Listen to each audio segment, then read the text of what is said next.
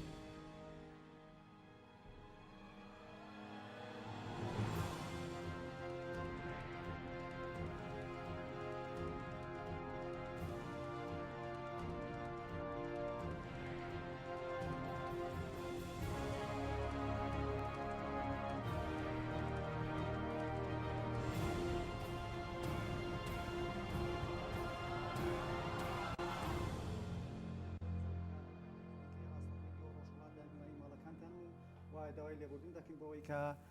تەخیرێکی 27 دقەیمان بوو. بەڵێ خۆشەویستان هەروەکە ئاگادارن بەرەو پیری ئەکردنەوەی قوتابخانەکان دەڕۆین لە ئێراندا. تەورەیەم شەوی بەرنامەی ئێوە ڕۆژهەڵات لەسەر سیستمی پەروەردەیە لە ئێرانی ژێردەسەڵاتی کۆماری ئیسلامیدا و ئێوەش دەتوانن لە ڕێگای ژمارە تەلەفۆنەکانی 0964 750 385 0416 وەروەها 0964 751 186 دەتوانن لە ڕێگای ئەو دوو ژمارە تەلەفۆنەوە پەیوەندیمان پێ بگرن و یا لە ڕێگای وایبر واتساپ و لاین وەروەها پیجی ئێوە ڕۆژهەڵاتەوە دەتوانن پەیام بۆ ئەم بەرنامەیە بنێرن و بەشداری لە بەرنامەکەدا بکەن. هەروەکە ئاماژەم پێکرد سیستمی پەروەردەی ئێران چ کاریگەریەکی هەیە لەسەر پەروەردە لە باقی نەتەوەکانی ئێراندا وەکو تورک و کورد و بەلوچ و ئازەری. هەڵاواردنە جنسیەکانی سیستمی پەروەردە چ کاریگەریەکی خراپی لەسەر پەروەردەی ئێران دەبێت و چەندین پرسیاری دیکە لە نێو بەرنامەکەدا بۆ ئەمە بەسەش میوانداری بەڕێزکە کاشمی ئەلیوەیسی چالاکی فەرهەنگی و هەروەها لە ڕێگای تەلەفۆنیشەوە یەکێک لە چالاکانی فەرهەنگی لە ناوخۆی کوردستان بەشداری لە بەرنامەکە دەکات و وەروەها بەڕێز کاک ئەلی ئاشناگەر مامۆستای پێشووی قوتابخانەکانی شاری مەهاباد ئەویش بەشداری لە بەرنامەکەدا دەکات. کاکاشم سڵاو ئەو کاتتان باش و بەخێر بن بۆ بەرنامەی ڕۆژهەڵات. بۆ بینەرانی خۆشەویستیش. سپاس کاکاشم چۆن دەڕوانیتە سیستمی پەروەردە لە ئێرانی ژێردەسەڵاتی کۆماری ئیسلامیدا؟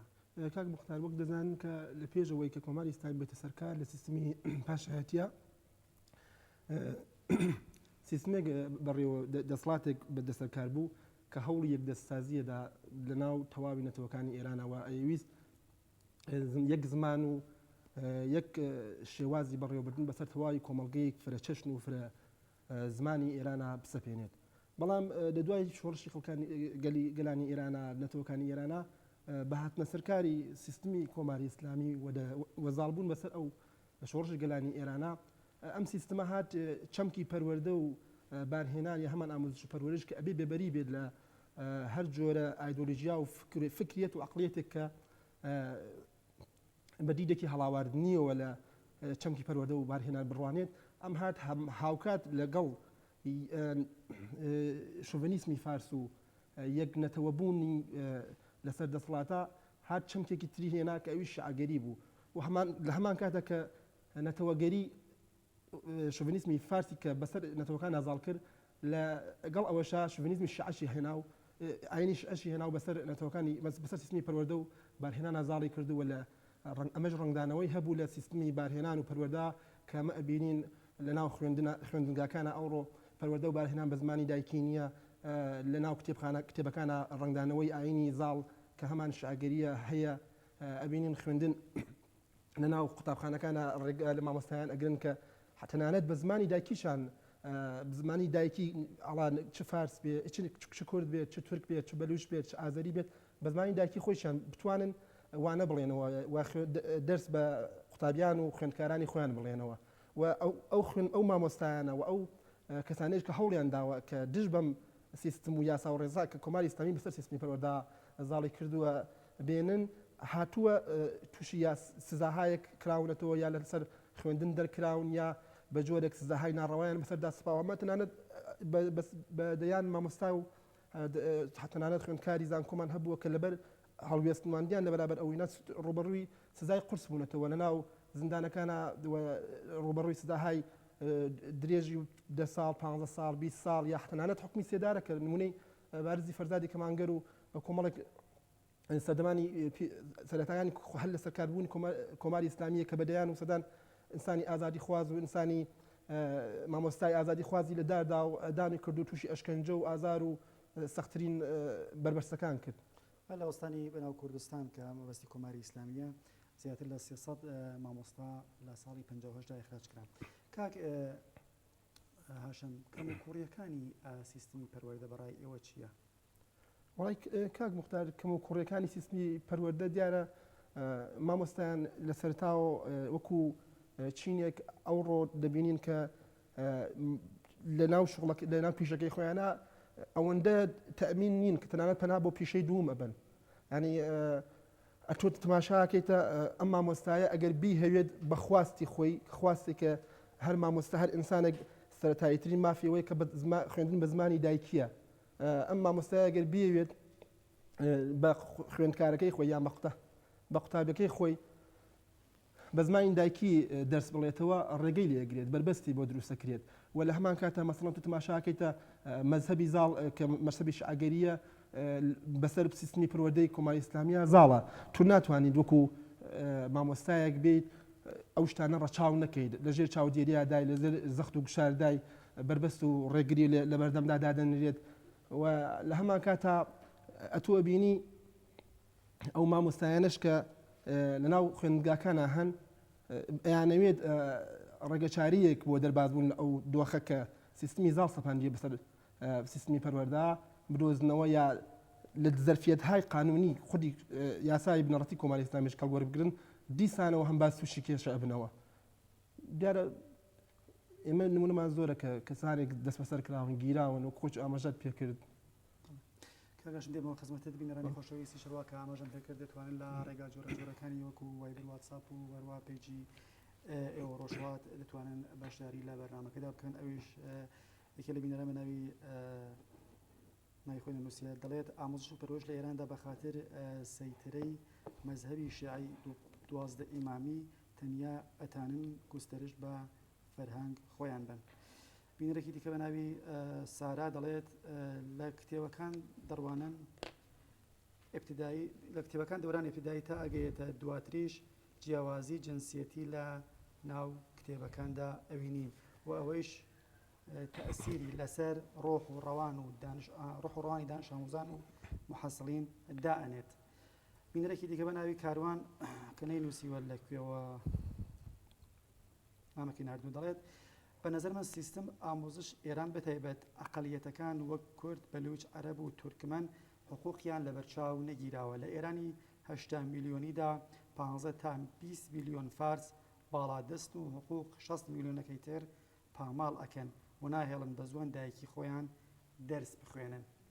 کە کەروان کە ئەوش نەنووسیوە عمران دەڵێت بابەت بەرنامەکەتان بابەتێکی جوانە سیستم ئامۆزش لە ئێراندا بەتایبەت لە منتەقە غەیرە فارسەکان بۆحرانیە چون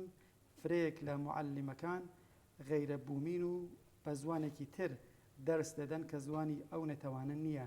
ئەمە هەم لەباری کەمی و هەم لەباری کەیفی تەئسیر خراو دانێت لەسەر ئامۆزش ئەو منداڵانە کاک عمران ئەویش نەنووسیوە لەکرەوە پەیامەکەی ناردووە کاک هاشم بە جۆر لە جۆرەکان ئاماژت پێ کرد سیستمی پەروەردەی ئێران چۆن دەڕوانێتە نەتەوەنا فارسەکان کاک مختار ئێمە لەناو دوو چەمکمان هەیە چەمکێکمان هەیە بەناوی ئومەت چەمکێکمان هەیە بەناوی ملت ئەم دوودانە چەمکە تۆ کۆماری ئیسلامی لە دید و ڕوانگەیەکی دینیەوە چاو لە نەتەوە کاتە پەروەردەی دەکاتە ئەوە تۆ تماشا کردی ئومەت چەمکێکی ئاینیە و تۆ بۆ تەواوی کۆمەڵگەی ئێران ئەڵێ کۆمەڵگەیەکی مەسەبیە و هاوکات دشکە بە تۆ بەبوونی ئەوەی کە مەسەن تۆ ئەبینی لەناو ساختار و بافتی موزایکی کۆمە جغرافیای ئێرانە تۆ یارسانت هەیە تۆ عەلی وەڵاییت هەیە تۆ نەزانم بەهاییت هەیە و کۆمەڵێک ئاینی جیاوازترت هەیە ئەتۆ لە ئەم پێک لەم ساختارە کە تۆ ناود ناوە ئومەت و بە شیعەگەری باسیەکەی ئەو هاتووە زمانی فارسی بەسەریا زاڵ کردووە و مەشروعیەتێکی دینیشی پێبەخشیوە هەڕەوایەتێکی دینیش پێبەخشتووە تۆ ناتوانانی بێ لێنا کابرایەکە کووردە کابرایەکە تورکە کابرایەکە ئازاریە یا هەر زمانێکی ترە لە ساختاری بافتی مۆزایکی ئێرانە جێگرێت بە زمانی خۆی بخوێنێت یا بە زمانی خۆی بنووسێت بیر بکاتەوە زمان سەرەتایی ترین کەرەستە و ئامێری بیرکردنەوەیە ئەتۆ لە زمانە کە تۆ ئەندیشە و بیرکردنەوەی تۆ ڕەنگەداتەوە و لەلایەنی مرۆڤناسیچەوە لەلایەنی ئەنترۆپۆلۆژیچەوە ئێمەش کە کاتێک چاو لە چەمکی زمانەکەین کە زمانێکێک لە سەرکیترین پێکێنەرەکانی نەتەوەیە بۆ ئەوەی کە ئەمە نەتەوە پێناسە بکەین زمان فاکتورێکی ئەساسیە و تۆ ئەتۆ کە کاتێک زمان و پەراوێز خست نەتێژ نەتەوەیە لەو سەرەتاییترین مافەی خۆی بەشدار بێت ئەمە خۆی ئەتوانێت ئەمە خۆی ڕێگە لەوە گرێت کە لایەنی ئینسانی و ئەم ئینسانە بیرکردنەوەی لە ئێستنێتەوە و بێبەشیەکەی لە سەرەتاییترین مافی خۆی بەڵێ کاکەشم یەکێک لەو تەوەرانەی سیستمی پەروەردەی ئێران هەروە کە بینرانی خۆشەویستیش لێی ئاگادارن مەسئلەی جیاوازی ڕەگەزیە تەبعیزی جنسیەتیەکە لە سیستمی پەروەردەی ئێراندا هەر لە دەورانی سەرەتایی و تا دەگاتە دەورانی دەبیرستان و دەورانی پیش دانشگاهی و دواتریش دەورانی زانستگا دەسەڵاتدارانی کۆماری ئیسلامی ڕەچاویان کردووە ئەو جیاوازی ڕەگەزیە چ کاریگەریەکی لەسەر خودی پەروەردە وەبارهێنان دەبێت بدڵنیایەوە کاک مختار ئێمە لەلایەنی ئینسانەکەی و چاوی لێ بکەین ژن و پیا و دوودانە بوونەوەرن کە تەواوکەری یەکترن بەڵام کە تۆ کاتێک برتە قاڵبێکی ئیدۆلۆژیکەوە چاو لێ کرد و ئەمە بەسەر سیستمی پەروەردە چاپیادە کرد ئێمە ئەبینین ڕۆژانە ڕنگدانەوەی ئەم جۆرە بیرکردنەوە عەقڵیەتە لە سیستمی پەروەردە ئەبینین کە تۆ تەفکیکی جنسیەتی بە قۆڵی خۆیان و لەناو هەر لە سەرەتایی ڕقپۆلی سەرەتاییەوە و دوای کتر ناو زانکۆکانە وتوای ئەمە ڕنگدانەوەیەکی ڕنگدانەوەی ئێمە لە ناو کۆمەڵگەی ئێرانە ئەبینین و ئەبینین کە ئێمە دوودانە ڕەگەز دوودانە ئینسان کە نتوانن پێکەوە هەڵ بکەن و پێکەوە لەیەک تەعامڵێکی ئینسانیە لە لایەنی ئینسانی و لێک تێ بگەن لەگەڵ یەکا بکەونە دیالۆگ و قسەکردن و ڕاو بیر و ڕای جیاوازی خۆیان بگۆڕنەوە ئەمە بەدڵنیایی و کاریگەری خۆی هەیە ئێمە لەو ئەگەر لەباری ڕەواشناسیەکەی و چاوی دەکەین ئێمە ڕەواشناسێکمان فرۆیدمان هەیە فرۆید بەحسی عقدەی ئۆدیپ کات بەحسی عقدەی ئەلکتراوە لە منداڵیەوە کە تۆ ئەمە لە سیستم هایەکە لە کۆمەلگاهایەکە کە تۆ ڕەگەزێک ئەبەیتە ناو چوارچێوەیەکەوە و ئەو چوارچێوە بربەستی بۆ دروستەکەی ڕێگری لە بەردەمدانێت ئەم ئینسانە بەرەو عقارێک ئەبێ کە لە گەورەبوونی خۆیان هەست بە لاوازی هەست بە کەمبوون هەست بە بچووکی خۆیە کاتەوە کاتێک کە تۆ بەردە قاڵبێکی دینیچەوە لە سیستم هایە کە دین زاڵە بەسەر کۆمەڵگاکانە لەم سیستمانە بیشتر ئەو جۆرە کەم و کوڕیە لایانی دەرونیەوە بەدیەکەیتەوە بیشتر ئەم جۆرە بیرکردنەوە لە عقلیەتێکە کە تۆ بتوانی دوودانە ئینسانەکان وەکو ئینسانێک لەگەڵێکە هەڵ نەکەن و کۆمەڵگەیەک کە هاوتەری لەگەڵێکە بەرەو پێش بچێت و هەڵاواردن بە زەقی لەناو بافتی ئینسانی کۆمەڵگەی ئێرانە ڕەنگداتەوە بە دیەکەیت. بەڵێ کاگەشم دێمەوە خزمەتێت بینەرانی خۆشەوی ساڕیان لە ژووری ئوتاقی فەرمان دەڵێن بەهۆی گرفتێکی فەنیەوە بەداخەوە ناتوانین پەیوەندیەکانی هاوڕێ عەلی ئاشناگەر و هەروەها کاروان چالاکی فەرەنگی لە ناوخۆی کوردستان وەرگرین حتمەنەکە قوتابخانەکانی ئێران کرایەوە حتمەنەکە بەرنامەیەکی تایبەتیان بەم شێوەیە دەبێت و ئەو بەڕێزانەش دەتوانن بەشدار بن لە بەرنامەکەدا. بەڵێ ئەتوانین بیانگری؟ بەڵێ بینەرێک بە ناوی لاوانی چۆڕ و نەنە لە دەڵێن لە جارنامەی مافی مرۆڤی نەتەوەی گرتووەکان داهاتووە هەموو مرۆڤێک ئەو کاتێک کە لە دایک دەبێت مافی ئەوەی هەیە کە بە شێوەیەکی سروشتی بە زمانی دایکی خۆی بخوێنێت بیر بکاتەوە پەروەردە ببێت. بەڵام لە کۆماری ئیسلامی ئێراندا تەنیا باسی قسەکردن بە زمانە ناوچەیەکان دەکات و مافی خوێندن بە زمانی دایکی لە قوتابخانەکاندا بە فەرمی نەناسراوە و منداڵانی کورد هەر لە پۆلی یەکەمی سەرەتاییەوە ناچارن بە زمانی فارسی بخوێنن. منداڵان دەبێ بە زمانی دایکی نەک هەر بخوێنن بەڵکو و پەروەردە بکرێن و لێرەدا ڕەژیمی ئێران نەتەنیا پشتیوانی لە زمانی دایکی ناکات بەڵکو وەک مەترسیەک بۆ سەر دەسەڵاتی خۆی دەڕوانێتە ئەو مەسەلەیە. کاکاشم هەروەکە ئەم بینەرانەکە بە ناوی لاوانی چۆڕ و نەنە پەیامیان ناردووە وەکو بە چاوی ئەمنیەتیەوە سەیری خوێندن بە زمانی دایکی دەکات. ترسی کۆماری ئیسلامی لە نەهێشتن بە قسەکردن یا خوێندن و پەروەردەکردن بە زمانی دایکی بۆچی دەگەڕێتەوە؟ ترسی ڕەژیم لە چیایە؟ هۆکارە سەرەکیەکەی ئەوەیە کە تۆ ینی ئەو پێی وایە ینی ئیدۆلۆژی کۆماری ئیسلامی لەسەر تەمامیەتی ئەو عەقڵیەتە لە پشتیەتی لە باوەڕەکانی شیعەگەری یەکێکیش لە لایەنێکی تری بەنظری من شۆڤینیسمی فارس و عەقڵیەتی تەمامیەتی ئەرزی ئێرانە کە لە مەترسیدایە کە ئێمە ڕەنگدانەوەی ئەم جۆرە بیرکردنەوەمان تەنانەت نەک لە ئاستی سەرانی کۆماری ئیسلامی و لە ئاستی سیستمی کۆماری ئیسلامیە بەڵکو لەناو خودی دەستگای هەڵوێستی ئەوەی فەرهەنگی فارسا بینی کە کاتێک کە ڕۆحانی باسیەوەی کرد کە پەروەردە بە زمانی دایک بدرێت کە دەنگیان بەرز بووە کە ئێران خەریکە بەرەو پارچە بوو نەچێت و ئێران خەریکە ئەو مافدانە بە زمانەکانی تر ئێران پارچەوە کاتەوە نابێت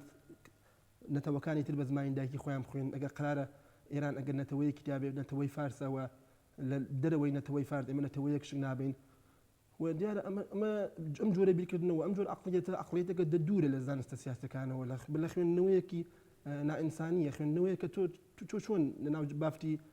لەناو کۆمەڵگەی ئێرانە عەرەبت پێ فارسە تورکت پێ فارسە ئەگەر وا بێت خۆ تورک زمانێکی جیاوازە تورکی زمانێکی جیاوازە ئەمە لای هەموو ڕوونە لە ڕووی ئینسانی و چای لە کەعلومی ئینسانی و چای لێ بکەین زمان مشخصە کە چییە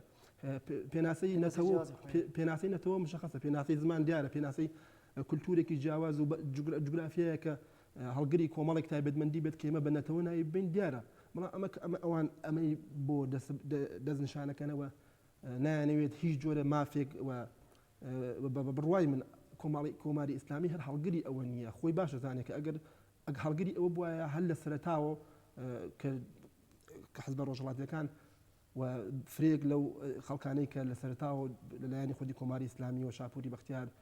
دکتۆر قاسملو کاک فواد کاک سدیقی کەمانگەر بەسەردان ئینسانی ئازادی خواز و ئینسانی چێکۆشەر لە پێناوی ئەو ئامانجانەی کە ئێستا وەکو من و تۆ وەکو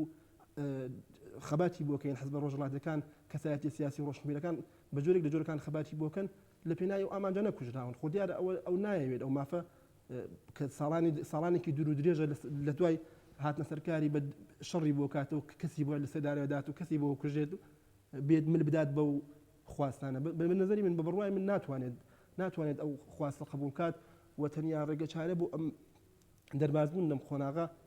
و هاتنە سەرکاری سیستمی و دەسەڵاتێکی دموکرات دەسەڵاتێکی ئازادی خواست کە بتوانێت مافی هەموو پێکاتە نەتەوەی و پێکاتە ئاینیە جیاوازەکان پێکاتە زمانیە جیاوازەکان دەستەبەر بکات سیستمێکی فدراڵ و دموکراتیکە کە بتوانێت لە پێکاتەی سیاسی و ساختاری موزایکی فرێنێتەوەی ئێرانە جێگیر بێت. کاک هاشم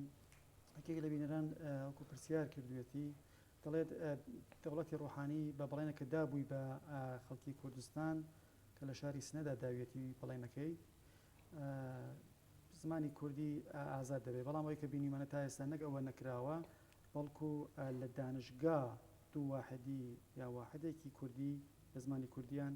داناوە. ئایا ئەو دانانی ئەو دوو واحد یا واحدە زمانی ئەدەبیاتی کوردی دەتوانێت وەڵام دەرەوەی یا ئەو کلێنانەی بکە بە درێژایی مێژوو هەمان بووە لە ناوچە کوردنشینەکانی وەکو ئیلام، کرماشان، سنا، ئازەربایجانی ڕۆژئاوا یا شاری مەهاباد یا ورمێ، ئایا ئەو کلێنانە پڕ دەکاتەوە یان نا؟ بەدڵنیایە کاک موختار پڕی ناکاتەوە. تۆ چۆن کۆمەڵگەی ڕۆژهەڵاتی کوردستان تۆ ئەوان هاتوون لە سەرەتاوە تەنیا ئوستانێک پارێزگایە کە بە کورد باسییان کردووە داناوە سنەیە کە پارێزگای کوردستانە، لە حاڵێک ئێمە کرماشانمان هەیە، ئیلامان هەیە، لۆڕستانمان هەیە، ورمێمان هەیە، ئەمە وەڵام دەرەوە نییە. تۆ دوو هەر چی لەکەی بۆ ئەوەی کە تۆ لە سەرەتاوە تۆ هەستیارترین قۆناغی ئەمە کە باز لە سیستمی پەروەردەکەین سەرەتاییە کە تۆ لە سیستمی لە پەروەردەوە لە سەرەتاوە ڕێگە بەوە نادێت کە کابرا بە زمانی دایکی خۆی بخوێنێت ولا بە قوتاب خوێندنگا کە ماڵی دووەمی خوێندکار و منداڵ بە حسێ بدێت ئەتۆ ئەچتە ناوی یەکدا لە منداڵی کورد چۆن بڕاتە ناو پۆلێکەوە کە تا پێش هاتنە ناو ئەو پۆلە خوێندنی هەڵکردنی گۆکردنی ئاخافتن و قسەکردن و دەربڕینەکانی هەمووی بە زمانی دایکی خۆی بووە، بەڵام کە تۆ دەپڕەکاتی ئەخێتە ناو بازنەیەکەوە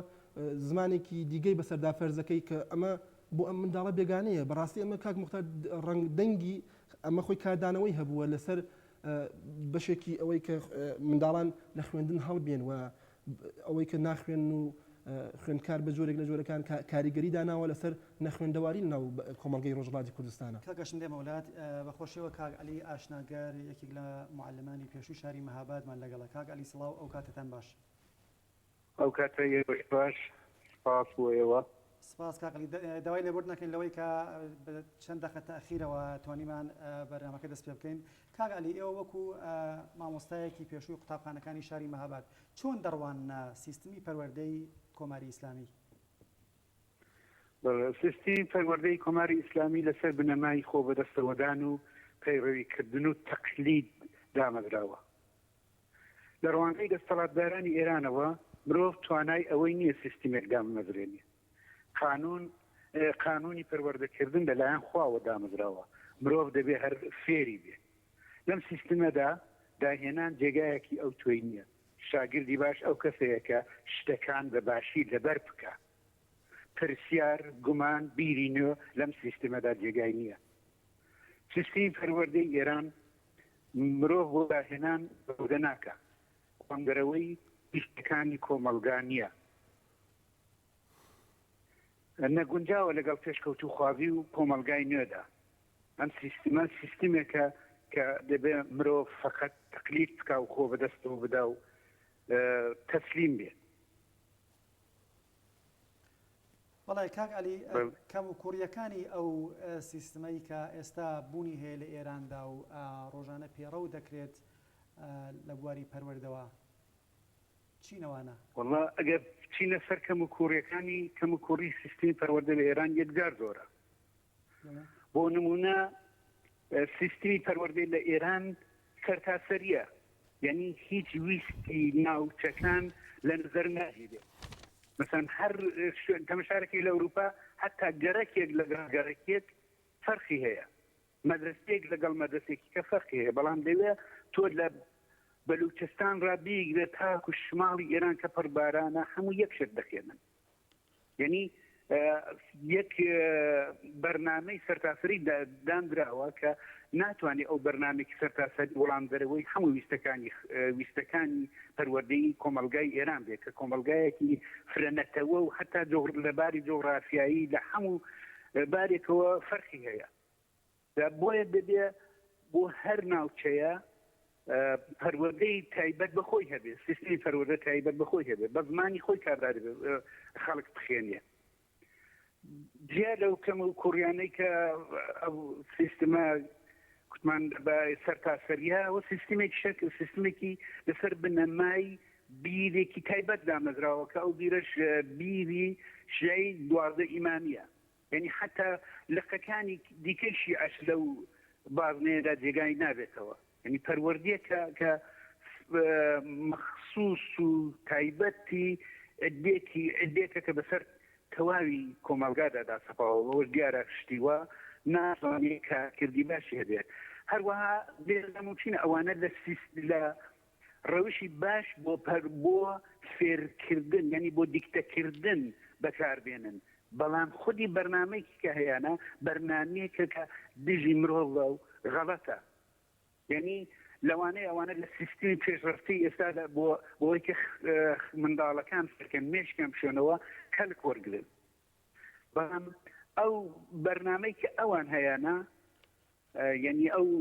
شتێکی ئەوان دەیانەیە بەسەر کۆمەلگادا دایستن شتێکی دواکەوتوانەیە کە وەڵام دەرەوەی ویستی ئەمڕۆی خەڵک نییە. بەڵێ کاک عەلی دێمەوە لات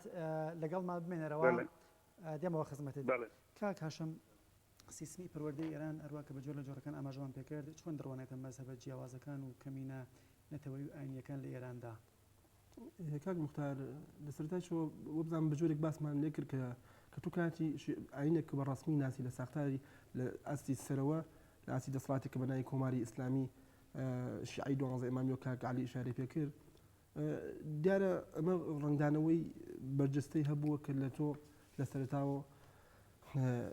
گرتن و دەست بەسەرکردن و هەڵاواردن تەنانەت لە ئاستی خوێندن و لە ئاستی دامەزراندن لە دامودەستگاکانی خودی کۆماری ئیسلامی و دەمودەستگا دەوڵەتی و تەنانەت نادەوڵەتیەکانیشە بربەست و ڕێگریان بووە و تەنانەت ئەمانە ڕێگەی چالاکیان لێگیراوەتەوە. ئێمە تەنانەت یارسانەکان دەبینین کە لە کۆمەلگای ئێرانە ڕێگەی چالاکیەکی ئەنچنانیان نییە و بە جۆرێک لە جۆرەکان ئاینەکەیان چاواشەکەنە. ئێمە دەبینین کە لە کماشانە ئێستامە بینین شوێنهایەکیان داناوە بەناو جەمخانە و خەریکن بە جۆرێک ئەمە خۆیان لە ماوەکانی پێشوە خۆیان ناڕزایەتیان دەربڕیەوە لە ئاستی ئەم کردەوەی کۆماری ئیسلامیە و بەیانیان داوەڕاگەاندراوان بڵاو کردوێتەوە کە کۆماری ئیسلامی ئەوێت ئاینەکەمان چاواشە بکە و ئاراستێکی بدا کە بەرەو شعگەری بیوە لە حاڵەکە ئەمە ئاینەکە بنەماکانی کوردیە کتێبەکانیان دەفتەرەکانیان و ئەوانەی کە دیارە ئێمە دبینیمان ئەو زەخت و گوشاری کە وەکو نمونە لەسەر یارسانەکان بوو لە ماوەی پێشە بە خۆت ئاگاداری کۆمەڵێک لە یارسانەکان خۆیان ئاگرتێ بەدا لە یەکێک لەوانەی کە سەرباز بوو ئەو بووە بزانم لە ناوچەی هەمەدان بوو لەبەر زەخت و گوژارێک کە ئەوەی کە ئەفسەرەکەی لەسەری خستە بوو خۆی کوشت. ینی ئەمە دەری دەخات کە جیاواز لەوەی کە چەند ئێمە ئێستا زندانیمان هەیە لەناو زندانەکانی ئێرانە لە سونە لە شیعە لە سونە لە یارسان لە بەهاییەکان و بەجاران بەیانیەکانی سازمانی حقوقی بەشەر ئەوە دەردەخات کە هەڵاواردنەکان بە ڕیز هێناوێتی کە ساڵانە و مانگانەوە تەنانەت لە ماوەی پێشوا ڕۆژانە چەندها ئاینی جیاواز و ئینسانی بە بیرکردنەوەی ئاینی جیاواز دەست بەسەر گیرە و ئەگیرە و لە زندانەکان ئەخرێت. کاکشم دێمەولات کاک عەلی وەکو پرسیاری کۆتایی لەم بەشەی بەرنامەکە لە بەڕێستان ئەوژەوەی هەڵاواردنی ڕێگەزی لە نێو سیستمی پەروەردەی ئێراندا بوونی هەیە، کاریگەری خراپەکانی هەڵاواردنی ڕێگەزی لە سیستمی پەروەردەی ئێراندا چۆن دەبین؟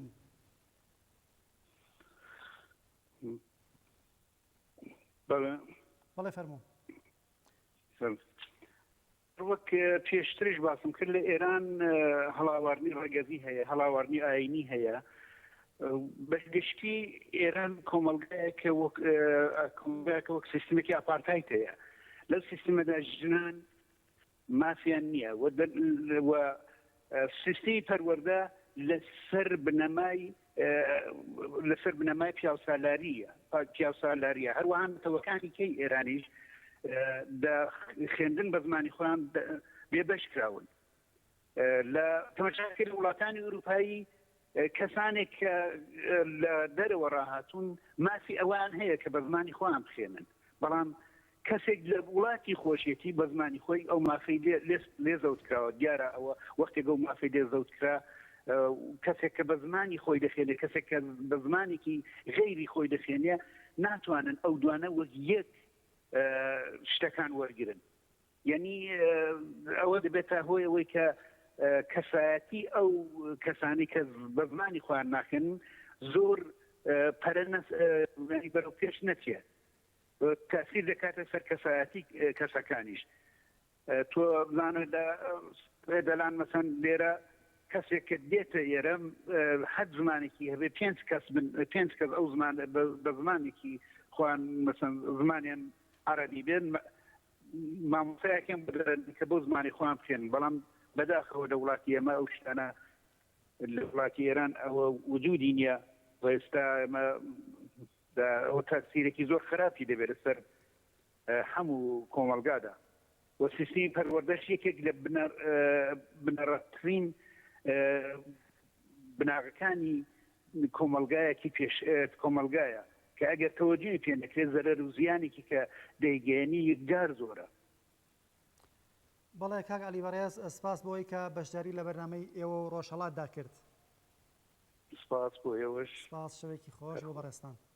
بەڵێ بینەرانی خۆشەویست ئێستاش نۆبەی خوێندنەوەی پەیامەکانی ئێوە بەڕێزانە. بینەرێک بە ناوی شارام دەڵێت منداڵێک کە 7 ساڵ بە زمانی کوردی تورکی عەرەبی بەلوچی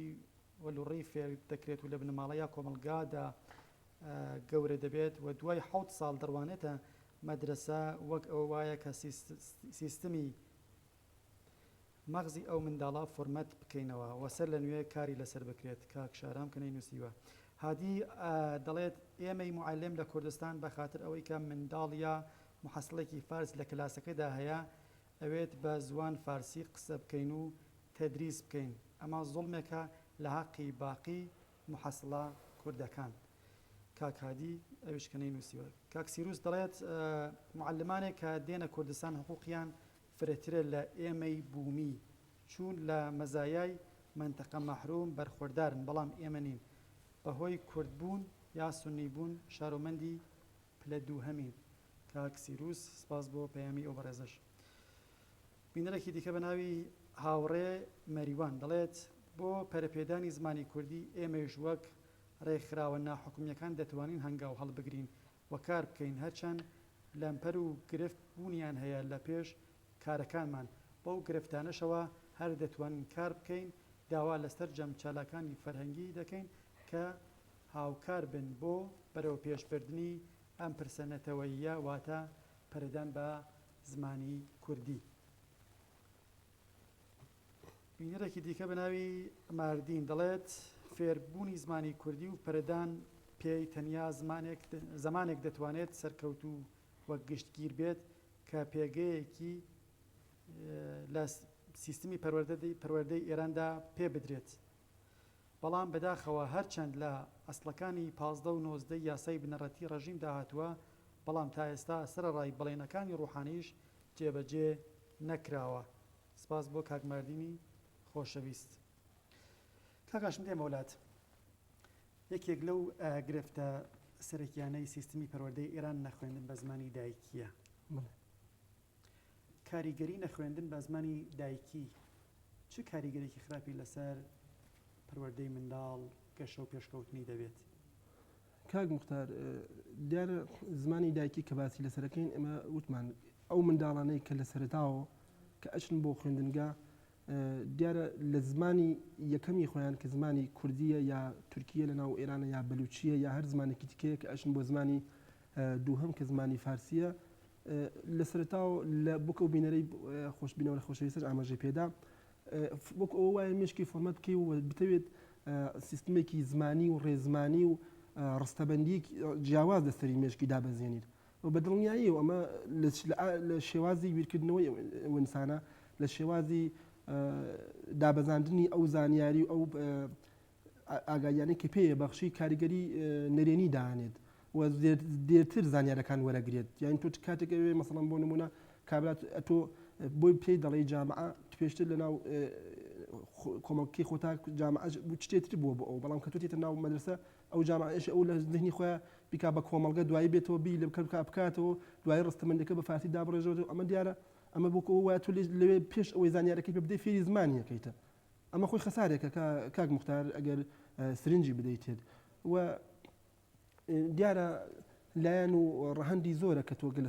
لەسەری بڕۆیت لە دواییە ئەم منداڵەکە گەورە ئەبێت خۆ بەکەم زانین بۆ بە زمانی دایکی خۆ من ناخوێنم بۆ مافی ئەوم نییە مە مافێکی سەرەتاییە بۆ من لی بێ بەشکراوم و ئەوەی کە خۆ بەکەم زانین و خۆ بەکەم بینین وەکو نەتەوەیەک لە سەختاری سیاسی سیستمێکا کە تۆ زمانێکی تر بەسەر فەرز کراوە زمانێکی تر بەسەری داسەپاوە بەدەل لە زمانەکەی خۆت. بەڵێ هاوڕێیانی ژووی تاقی فەرمان تاوەی کە پەیوەندی ئەو بینەرە خۆشەویستیە ئەو چالاکە فەرەنگی ناوخۆی کوردستان وەردەگرن من دوو پەیامی دیکە دەخوێنمەوە. کارزان سنە دەڵێت سڵاو بە خێرهاتنی میوانەکەتان ئەەکەم هەروە ئەبینین پەروەردە سەرەکی ترین ئامرازی هەر کۆمەڵگایەکە بۆ گەیشتن بە ئامانجەکانی هەر بۆیەش وڵاتانێکی زۆر تا ئێستا و لەو بوارشدا لە ڕابردوشدا بودجەیەکی زۆریان تەرخان کردووە بۆ سیستمی پەروەردەی وڵاتەکەیان بەڵام لە وڵاتی ئێران هیچ گرنگیەک بە پەروەردە نادەن بە تایبەتی بۆ سەر کوردستانی ڕۆژهەڵات کە کارزان لە شاری سنەی خۆشەویستەوە. ئارمان 24 دەڵێت سڵاو بۆ بەرنامەکەتان منیش دەستخۆشیتان لە یەکەم بۆەوەی کە وەهاتەوەرەیەکی یان مەوزوعێکی گرنگتان باس کردووە. بە نەزەر منیش سیستمی ئامۆزش و پەروەرش نوقسانیەکی زۆری هەیە لەبەر ئەوەی کە ئێمەی نەتەوەی کورد باقی نەتەوەکانیش کە باستان کرد ناهێڵن بە زمانی دایکی خۆمان بخوێنین و پەروەردە بکرین. بینەرێکی دیکە بە ناوی سەیران دەڵێت خوێندن بە زمانی دایکی یەکێک لە ئەسڵەکانی منشوری ڕێکخراوی نەتەوە یەکگرتووەکانە کە هەمیشە لەلایەن دەسەڵاتە پاوانخوازەکانەوە پشتگوێ خراوە و تەنانەت بە هەموو شێوازێکیش دژایەتی دەکرێن. کاکاشم هەوڕێنی هاوکارم ئەڵێن بەداخەوە ناتوانین پەیوەندیەکەی و چالاکە فەرەنگیەی ناوخۆی کوردستان وەرگرین وەکو پرسیاری کۆتایی و بۆی کە کاتی بەرنامەکەش ڕوو لە کۆتاییە ئەویش ئەوەیەکە لە ساڵانی ڕابردوودا لە زۆرێک لە شوێنەکانی ناوچەجیاکانی کوردستان هەر لە ئیلام و کرماشانەوە گرێتا دەگرێتە شارەکانی وەکو ورمێ مەهاباد و باقی ناوچەکانی موکریان چالاکی هەیەک دەستی پێکردو بۆەوەی کە بە شێوەی خۆڕزک و بە بودجە و ئیمکاناتی چالاکانی فەرهەنگیەوە کلاسایەکی کوردی دانرێت چه پێشنیارەکەت هەیە بۆ گەشەی زیاتری ئەو بوارە؟ کاک موختار بەڕاستی من ئەوەی کە بۆ خۆم لە دەرەوە ئاگاداری ئەو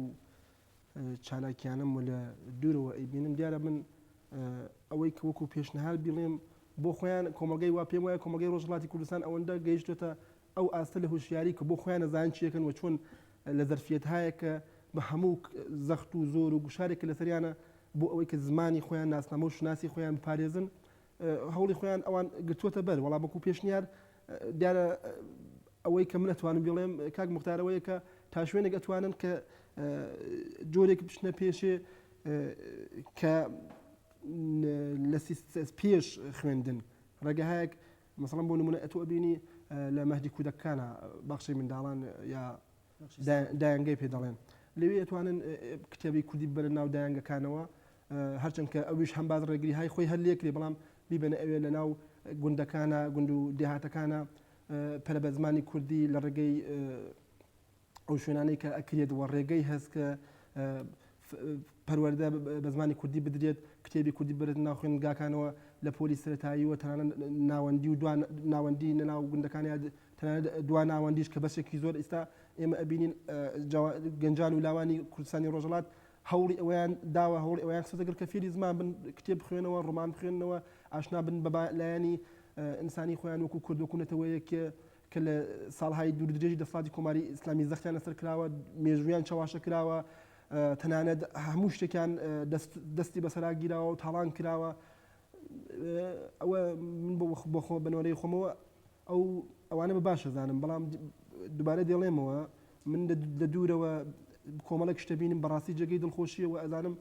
کۆمەلگەی کوردستانی ڕۆژهەڵات گەیشتێت ئەو ئاشتە لە هوشیاری کە لە ئاستی ئەم پرسە ئینسانی و نەتەوەییە کەم تەرخەم نییە و بە هەموو شێوەیەک هەوڵەدات و بۆ بەرەو پێشچوون و بەرەو پێشفەچوونی هەوڵی خۆی خستوە دەگەڕ. بەڵێ سپاس کاگەش بۆی کە بەشداری لە بەرنامەی ڕۆژهەڵاتدا کرد. بەڕێزی کاک مفەرجان دەستی بەش کرد. بەڵێ بینەرانی خۆشەویست بەداوای لێبوردن دەکەین ئەوەی کە 27 دقیقە بەرنامەکەمان بە تاخیرەوە دەستی پێ کرد و وەروەها داوای لێبوردن لەو چالاکە فەرەنگیە دەکەین لە ناوخۆی کوردستان کە نەمانتوانی لەگەڵی پەیوەندی بگرین. بینەرانی خۆشەویست حتمەنەکە لەسەر سیستمی پەروەردەی ئێران و کرانەوەی قوتابخانەکان لە ئێراندا حتمەنەکە بەرنامەی تایبەتی دیکەمان دەبێت و بەشێک لە چەلەکانی فەرهەنگی و هەروەها مامۆستایانی خۆشەویستی دەتوانن بەشداری لە ئەو بەرنمەیەدا بکەن تا بەرنمەیەکی دیکە و ئێوە ڕۆژهەڵاتێکی دیکە هەر شاد کامەران و بەختەوەر بن ماڵەوە. شمان نەبی.